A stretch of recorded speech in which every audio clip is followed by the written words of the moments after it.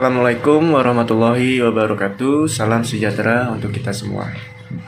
Perkenalkan, saya Hendy Pratama Wijaya dari kelas R4E dengan nomor MPM 20211-4500443. Assalamualaikum warahmatullahi wabarakatuh. Perkenalkan, nama saya Dini Saputri dengan NPM 2021-14500-380. Kami ingin mempresentasikan tentang faktor-faktor yang mempengaruhi proses hasil belajar siswa. Dahuluan, keberhasilan dalam proses pembelajaran dapat diketahui berdasarkan hasil belajar yang dicapai oleh peserta didik, karena memberikan sebuah informasi kepada guru mengenai kemajuan peserta didik dalam upaya mencapai tujuan. Hasil belajar merupakan perubahan perilaku peserta didik setelah aktivitas belajar baik secara kognitif, pengetahuan, dan keterampilan berpikir, efektif minat dan sikap psikometer, keterampilan motor sebagai hasil dari pengalaman individu dan interaksi dengan lingkungan. Faktor yang mempengaruhi hasil belajar siswa yaitu ada 4. Yang pertama yaitu kondisi psikologis, kedua kondisi fisiologis, ketiga environmental input, keempat instrumen input. Kondisi psikologis dibagi menjadi 8, yaitu kecerdasan, bakat, minat, motivasi, perhatian, kematangan, kesiapan, sikap. Kecerdasan menurut Baharudin dan Esa Nurwahyudi tahun 2018. Kecerdasan secara umum diartikan sebagai kemampuan psikofisik dalam menyesuaikan diri dengan lingkungan melalui cara yang tepat, di mana tingkat kecerdasan seseorang dapat diukur dengan tes IQ, dan guru tentunya tahu hasil tes IQ setiap siswa pasti berbeda-beda. Oleh karena itu, alangkah baiknya kita memandang lebih luas mengenai dampak kecerdasan pada proses dari hasil belajar. Bakat merupakan kemampuan potensial yang memiliki seseorang untuk mencapai keberhasilan pada masa yang akan datang. Minat merupakan kecerdasan yang tetap untuk memperhatikan dan memegang beberapa kegiatan sehingga selalu diikuti dengan perasaan senang dan dapat diperoleh kepuasan. Motivasi seseorang untuk belajar merupakan kondisi psikologis yang mendorong seorang untuk belajar. Bakat dan motivasi itu saling berkaitan, contohnya seperti siswa kecerdasan logis matematis yang kuat dan cenderung lebih memahami materi pembelajaran matematika.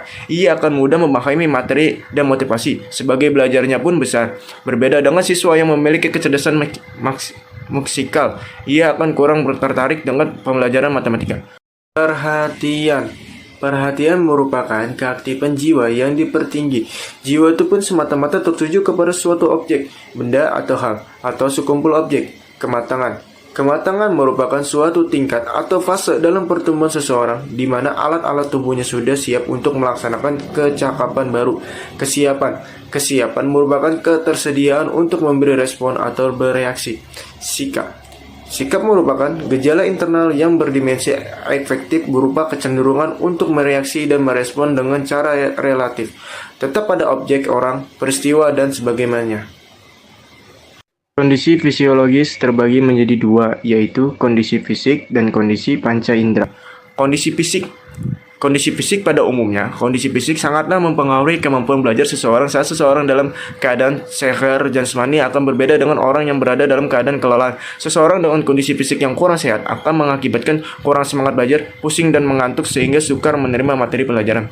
Kondisi panca indera sangatlah mempengaruhi terhadap perhatian belajar dan juga dalam menjalani kegiatan. Saat seseorang memiliki kekurangan fisik seperti cacat, buta, tuli, atau pincang, guru harus selalu membangkitkan semangat belajar siswa agar siswa memiliki semangat belajar yang tinggi dan rasa percaya diri yang sangat tinggi pula.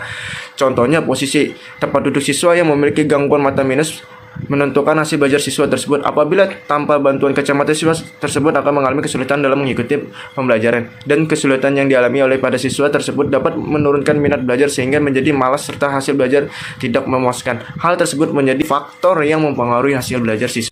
Yang ketiga ada instrumental input. Instrumental input terdiri dari 4 faktor, yaitu faktor pertama guru, faktor kedua kurikulum, faktor ketiga sarana dan fasilitas, dan faktor yang keempat adalah program. 1. Guru. Guru merupakan unsur manusiawi dalam pendidikan. Kehadiran guru mutlak diperlukan di dalamnya. Dalam proses pembelajaran, guru dituntut memiliki profesionalitas. Guru yang profesional lebih mengedepankan kualitas pengajaran daripada material oriented. Seorang guru yang memandang profesi keguruan sebagai panggilan jiwa akan melahirkan perbuatan untuk melayani kebutuhan peserta didik dengan segenap jiwa dan raga. dan hubungan antara guru dan peserta didik akan terjalin harmonis. 2. Kurikulum. Kurikulum adalah a plan for learning yang merupakan unsur substansional dalam pendidikan. Tanpa kurikulum, kegiatan belajar mengajar tidak dapat berlangsung, sebab materi apa yang harus guru sampaikan dalam suatu pertemuan di kelas ketika guru belum memprogramkan materi tersebut. 3. Sarana dan fasilitas. Sarana sendiri mempunyai arti penting dalam pendidikan. Gedung sekolah misalnya, sebagai tempat yang strategis bagi berlangsungnya kegiatan belajar mengajar di sekolah. Salah satu persyaratan untuk membuat suatu sekolah yaitu memiliki gedung sekolah yang di dalamnya terdapat ruang kelas, ruang guru, ruang kepala sekolah, ruang dewan guru, ruang BP, ruang perpustakaan, ruang tata usaha, dan halaman sekolah yang memadai. 4. Program. Setiap sekolah mempunyai program pendidikan yang disusun untuk dijalankan demi kemajuan pendidikan. Program pendidikan disusun berdasarkan potensi sekolah yang tersedia, baik tenaga, finansial, dan sarana prasarana. Sedangkan program pengajaran yang dibuat guru akan mempengaruhi kemana proses belajar itu berlangsung, yaitu menuju kemajuan dan keberhasilan belajar siswa. Faktor keempat yaitu environmental input, di mana terjadi karena dua penyebab, yaitu lingkungan alam dan lingkungan sosial. Lingkungan alam, seperti kelembapan udara, keadaan suhu, kesejukan suasana dan udara, dan pancaran sinar matahari. Lingkungan alam tersebut merupakan faktor-faktor yang dapat mempengaruhi aktivitas belajar peserta didik. Apabila kondisi alam buruk, akan menghambat proses belajar mengajar peserta didik. 2 yaitu lingkungan sosial. Manusia adalah makhluk sosial yang berkecenderungan untuk hidup berdampingan satu sama lain. Hidup dalam kebersamaan dan saling membutuhkan akan melahirkan interaksi sosial. Saling memberi dan saling menerima merupakan kegiatan yang selalu ada dalam kehidupan sosial. Sebagai anggota masyarakat, sebagai peserta didik tentunya tidak akan lepas dari ikatan sosial, yang mana perilaku anak peserta didik untuk tunduk pada norma-norma sosial, susila, dan hukum yang berlaku di masyarakat. Di pembahasan terakhir yaitu ada evaluasi hasil belajar. Untuk memperoleh hasil belajar dilakukan evaluasi atau penilaian yang merupakan tindak lanjut untuk mengukur tingkat penguasaan peserta didik, di mana guru dapat mengukur hasil belajar peserta didik selama proses pembelajaran berlangsung. Untuk mengukur dan mengevaluasi hasil belajar dapat dilakukan dengan tes belajar. Tes belajar menurut Purwanto yaitu merupakan tes yang dilakukan untuk mengukur sejauh mana perubahan perilaku yang diinginkan dalam tujuan pembelajaran telah dapat dicapai oleh peserta didik. Terdapat 4 tes yang dapat dilakukan, yaitu 1 tes formatif, 2 tes sumatif, 3 tes diagnostik, 4 tes penempatan. 1. Tes formatif. Diujikan setiap akhir program untuk mengetahui sejauh mana proses belajar mengajar membentuk peserta didik.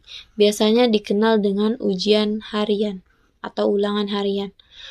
2. Ada tes sumatif, di mana tes dilakukan untuk mengetahui pengetahuan peserta didik atas sejumlah materi yang disampaikan dalam waktu tertentu. Biasanya dikenal dengan ulangan akhir semester. 3. Tes diagnostik, di mana dapat digunakan untuk mengidentifikasi peserta didik yang mengalami masalah dan menelusuri jenis masalah yang dihadapi, serta memecahkan masalah dengan tepat. Contohnya seperti guru memberikan pertanyaan atau permintaan kepada murid untuk melakukan sesuatu.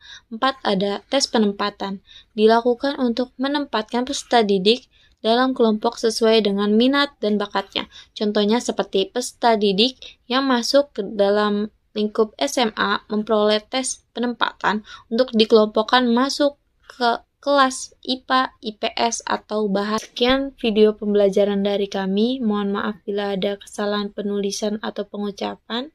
Wassalamualaikum warahmatullahi wabarakatuh.